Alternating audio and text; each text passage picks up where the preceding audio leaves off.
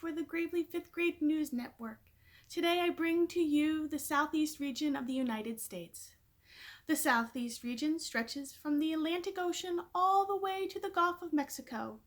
The eastern part of the southeast region consists of a flat plain called the Atlantic Coastal Plain. The plain is nearly 100 miles wide and stretches all along the Atlantic coast. The plain along the Gulf of Mexico is called the Gulf Coastal Plain. This plain is around 200 miles wide.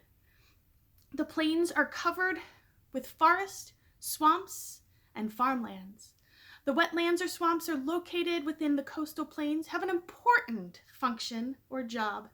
They help to control floods by soaking up water and also provide a habitat for a wide variety of plants and animals. The Piedmont is a 125-mile wide plateau that is situated between the Atlantic Coastal Plain and the Appalachian Mountains. The word Piedmont means at the foot of the mountain. The Piedmont Plateau is a very good farming area. Much of this plateau is covered with cotton and tobacco fields. Many rivers cut through the Piedmont and find their way to the coastal plains, which are at a lower elevation, and create waterfalls. The area between the Piedmont and the coastal plain is called the Fall Line because of the many waterfalls. The Appalachian Mountains run through much of the southeast region. The central part of the mountain range is covered with a dense forest. There are thousands of deep gorges carved out by the rushing rivers. Most of this area is not suited for farming. The southeast region is home to many rivers, including the Mississippi. These rivers flow through the coastal plains and into the Gulf of Mexico or the Atlantic Ocean. At the mouth of these rivers is a mix of fresh water and seawater. Such a unique combination makes it an ideal habitat for a diverse set of plant and animal species. The Mississippi River carries fertile soil to the delta at the Gulf of Mexico. A delta is a landform that is formed at the river's mouth when the river flows into the ocean or lake. The delta at the Gulf of Mexico is very fertile and is considered to be a good area for farming. The southeast region has a warm and wet climate. The Atlantic Ocean and the Gulf of Mexico keep temperatures in the coastal areas warm. The winters are mild and humid. The temperatures rarely drop below 40 degrees. However, the winters in the mountains or in the Piedmont Plateau last longer and are cooler because they are farther away from the ocean. The states of the southeast region are located near the Atlantic Ocean and the Gulf of Mexico. These states are prone to tropical storms and hurricanes. Hurricanes can bring strong winds between June and November. Hurricanes can bring strong winds and heavy rains and high waves that can cause a lot of destruction to these coastal areas. These heavy rains can even cause floods in areas that are more located inland. The southeast was known for its plantation, which were built in the 1600s. Crops such as tobacco and cotton were grown in these large farms. The economy of the region has changed over the years, though, and today the southeast has a strong service economy and high-tech industries. The region is famous for its sandy coastal beaches and its mild, humid climate. Many tourists visit the southeast region because of the pleasant climate and nice beaches. I will be taking you on an adventure today to see some of these places. See you soon. Hi! Again, it's Mrs. Innocenzi of the Gravely 5th Grade News Network reporting live from Jockey's Ridge State Park, located in the Outer Banks of North Carolina. This 426-acre park has the largest natural living sand dune on the East Coast. This park is marked by its towering sand dunes, which reach anywhere from 80 to 100 feet tall and look more at home in the vast desert than in the coastal beach town. It's a premier location for flying kites, hang gliding, sightseeing, and sunsets. If you enjoy hiking, there are 2 self-guided trails and nature programs available all year round. I'm off to go fly my kite. Check you later.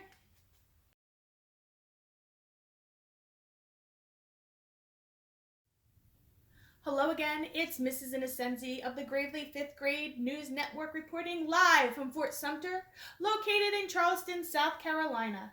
Fort Sumter is located and built on a man-made island in Charleston Harbor and is only accessible by boat. It was built in 1829 after the War of 1812 to help the United States' defenses be made stronger. It was named after a Revolutionary War general from South Carolina named General Thomas Sumter. Its placement was very strategic. Whoever controlled the fort controlled the only water route into the city of Charleston, one of the largest ports around at that time. Fort Sumter is best known for its location of the first shots fired in the first battle of the Civil War. The Civil War was a war between the northern states that wanted to continue being part of the United States and southern states that wanted to form their own country by seceding or trying to leave the United States. This is Mrs. Innocenzi live from Fort Sumter.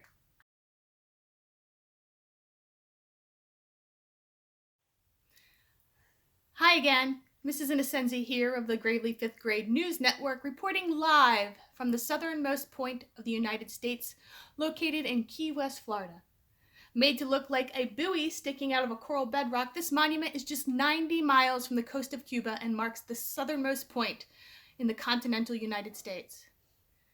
The Florida Keys are a coral archipelago or chain of islands located off the southern coast of Florida.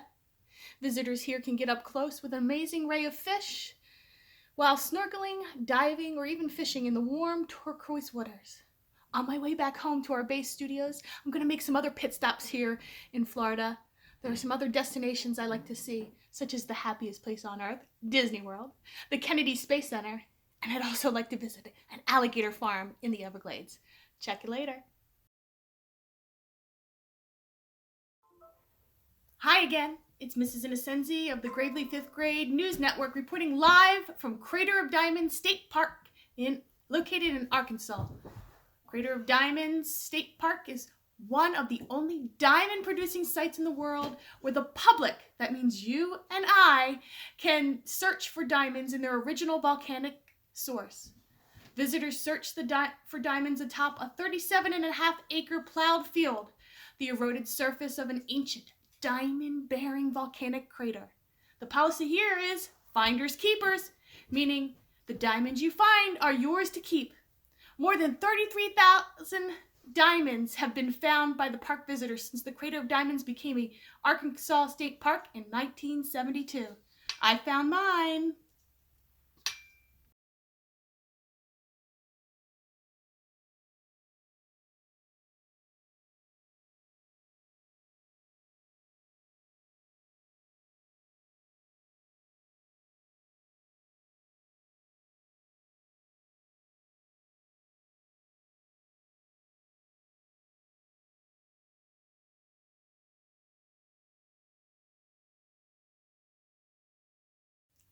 Hello again!